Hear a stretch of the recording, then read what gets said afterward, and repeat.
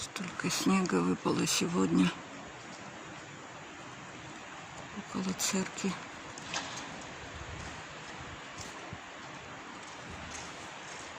Святой Троицы.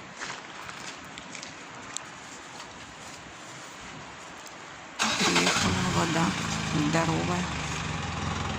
Вот это святая вода. На Сретенке храм Троицы.